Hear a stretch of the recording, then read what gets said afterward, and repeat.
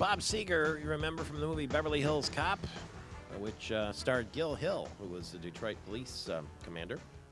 Went on to become a Detroit city councilman, ran for mayor at one stage. Gil Hill was Eddie Murphy's boss in Beverly Hills Cop. And Bob Seger did this theme song. You can see Bob Seger.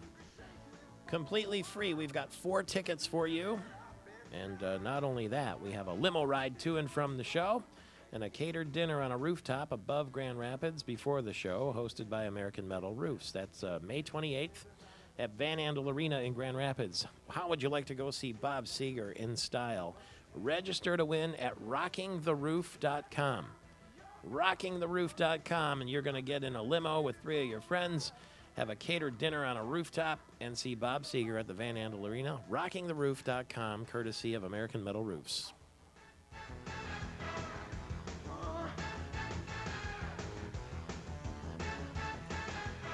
Rich Kincaid, who has worked in both Detroit and Grand Rapids as a sportscaster, is on the other end of our line right now. Good morning to you. Yeah, I've also seen Bob Seger. I'll date myself here. At the Pontiac Silverdome, it was sold out. It was quite the show. Wow. 100,000 people to see Bob Seger in the Silver Bullet Band. Yeah, well, he's been playing the Palace this week. I guess it's very nostalgic and a very satisfying show from what we understand. And that Beverly Hills Cop thing in Detroit, they canceled Detroit 187 after only one season. So I'm sorry to see that, but it seems like when we end up in the news and in the movies, it's crime related. Yep, that would be Detroit. Let me ask you this now, that speaking of Detroit, the Tigers, they were hot, and then we had that Sunday rain out, and suddenly things started to change, and now we see the streaky Tigers again, losing yesterday to the Red Sox, and suddenly from a winning streak, we're on a losing streak.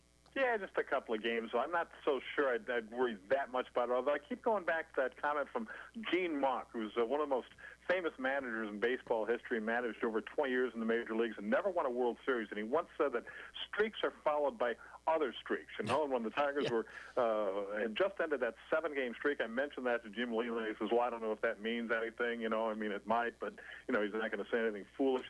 Last night, the thing that, first off, what conditions to play a baseball game in? it was a monsoon, fog and rain. It was just, it was really quite surreal.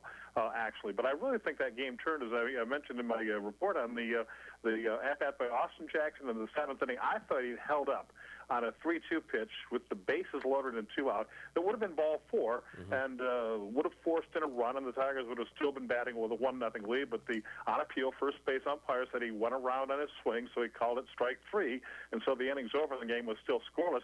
And what a lot of people don't understand about last night's game, and I may count myself among them, is the fact that the pitching change to bring in Daniel Schlereth with 2 outs in the 8th inning after his predecessors had done so well. A lot of people don't think there was much reason to bring him in when the pitchers were doing well to face a guy, Carl Crawford, who had been struggling, but Jim Leyland made that pitching change, and Scherzer Schlereth. I always get those two confused. Yeah.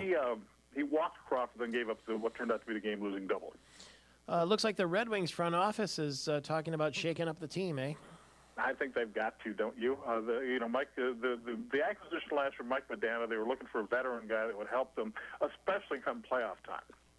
And he sustained that awful injury early in the season where his hand was cut by a skate. And a lot of people said his career would be over, that he'd be fortunate to just have any use in the hand. Well, he really fought hard and got himself rehabilitated in time for the playoffs, but you could tell in the last 2 regular season games that he was just a step slower than everybody else, and he was a healthy scratch for all of the playoffs except for 1 game. So they're going to have to replace him. The big question, of course, are they going to have to replace Nick Lidstrom, or will he come back for a 20th season? He'll decide by July 1st. I think he's going to come back, Michael Patrick, just to put that 20 years of service next to his name. Yeah, they just need a little bit of an upgrade. The thing that's really surprising me right now, Vancouver hammered San Jose 7-3 last night. They've dominated that series. They lead it. Vancouver does 2 games to 9. Yeah. Makes you wonder how the Red Wings would have done had they prevailed in that 7-game series against San Jose. Dan Lepp is the CEO of Blue Cross Blue Shield of Michigan. He's a big Red Wing fan, and he claims that the Red Wings can't get it done because they don't have a sniper. What do you think of his theory? I think they do have a sniper, Pavel Datsyuk. The problem was he may have in fact been playing in the playoffs with a broken wrist. So I hate to take issue, but I mean everybody's going to have an opinion on this. What I think cost the Wings, and you hate to make excuses, but they were playing without three of their best players essentially. They're in Game 7 against San Jose. Jan Franzen couldn't dress for the game, and then during the game early on, first period, Todd Bertuzzi sustains concussion. Second period, Danny Cleary goes out with a concussion. You're dressing 15 skaters for hockey, and those are three pretty big names to have out of your lineup. I think, if to me it's like the Titanic. They said it could stay afloat if two of its watertight compartments flooded, but if a third one went, that ship was going to go down. I think that's what happened here. Too many watertight compartments flooded for the Red Wings, and it took them down. We'll continue with Rich Kincaid. He is a sportscaster extraordinaire, and you can find him online. He guest hosts this program from time to time. He has been a play-by-play man for the Grand Rapids Griffins. He's been with WJR for many years. Find him at everybodywantstoreadmyblog.com, and he's the author, too, of The Gods of Olympia Stadium. So stay tuned. In just 3 little minutes, we'll be back with Rich Kincaid talking sports on this Thursday morning. It's Michael Patrick Shields, Michigan's Morning Show.